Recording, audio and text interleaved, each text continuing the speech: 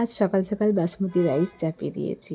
ভাবলাম ডেলি তো ভাত ডাল খাওয়াই হচ্ছে, তো আজকে একটু অন্যরকম মানে ফ্রায়েড রাইস একটু খাই, মাঝে মাঝে খেতে মন যায়। একরকম খেতে সবসময় ভালো লাগে না, তাই বাসমতি রাইস প্রথমে ভাতটা করে নিলাম। তারপরে কাজু কিশমিশও ছিল বাড়িতে, সবজিও ছিল। সবজি বলতে গাজর আর ক্যাপসিকাম কুচি করে কেটে ভাপিয়ে তেলে হালকা ফ্রাই করে নিলাম কাজু কিশমিশের সাথে।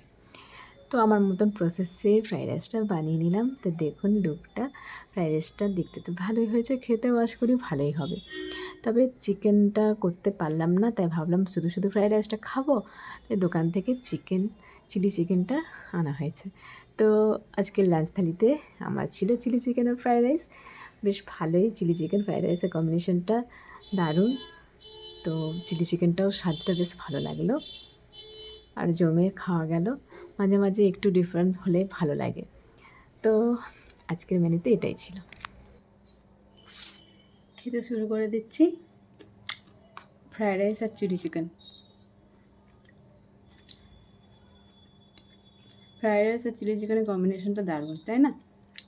তবে চিলি চিকেনের থেকে চিকেন কষাটা আরও বেশি জমতো যদিও, তবুও ঠিক আছে। তো খেয়ে নিচ্ছি। নেক্সট ভিডিওতে আবারও দেখা হচ্ছে। সকলে রেস্ট করো। আজকের জন্য টাটা, bye, see you next video.